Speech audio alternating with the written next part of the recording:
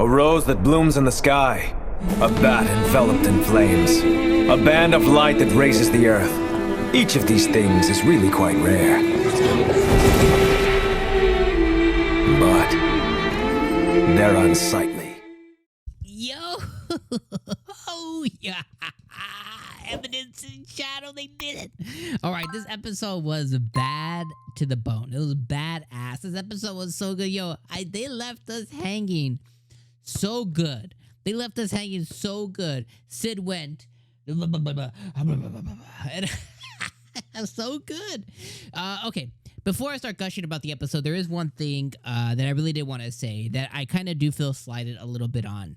And I want to put this out there in the front so that way I can talk, I just gush about the rest of the episode. And I want you guys to correct me if I'm wrong, especially those who are familiar with source material. They mentioned Black Rose this episode like 3 times, and then they show us like the most glimpsiest glimpse I've ever glimpsed ever in these Black Rose people who are like, Black Rose power. And I was like, they have these little black roses. Like, yo, I felt like I missed an episode or 2. Like, I feel like I missed a whole baby arc of whatever the hell Black Rose is. Like, they casually mention it. Like, I should know who the hell or what the hell, like, who, like, what? Who the hell are these people? Are they part of the Oriana Kingdom? Are they rogues? Is this some other Diablos type organization? What the freak? So I want to put that energy out there. Like, that was the one thing that I was like, yo, this sucks. Cause like, I feel like I missed a big part. Normally I'm not too, how do you say it? Normally I'm not too perturbed or too angry about like miscontextual stuff if it doesn't really affect the story, right? Like I'm a proponent of like certain episodes are a waste of time if they didn't exist, you wouldn't miss anything.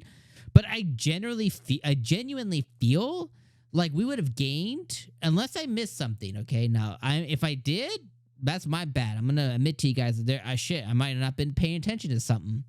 But I feel like I would have much rather than the bathhouse fan service episode where Sid was, dealing with these Black Rose people. I don't even know.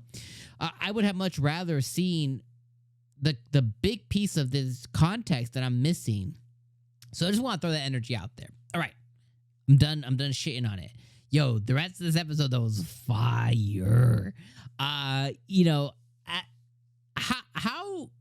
at this point, how does Princess Oriana not realize that Sid is Shadow? I feel like it's not only is it very evident, not only did Sid physically appear to her, not only did bro move another piano from, the main room to her fucking balcony.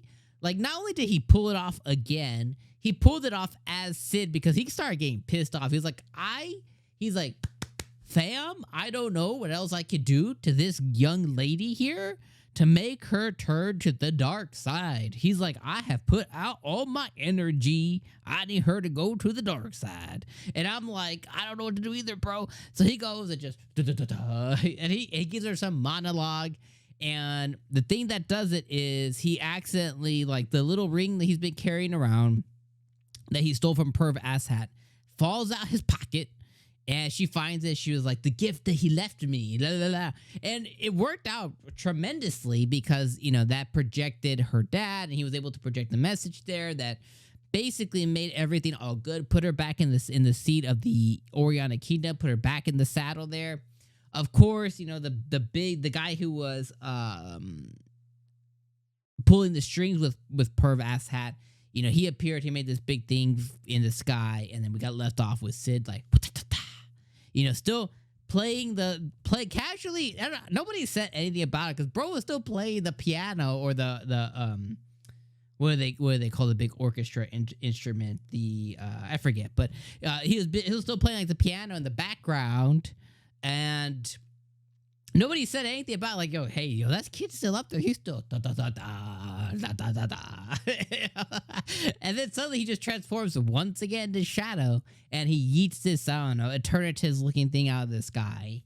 And obviously he's gonna just overpower it, no problem. But Man, that was just such epic, like just such epic moments. This episode, obviously, you know, the moment that Perv Asshat shares with Oriana's mom, gross. You know, them calling each other Pookie Bookie Wookie Bears and whatever else. She manipulated him. He manipulated her. They're both gross folks, gross people. Sid was able to show her, like, hey, here's what's going on. She didn't want to believe it. It was like, oh, your mama's making these decisions. Like she's consciously, she don't give a shit about you. She's consciously making these decisions.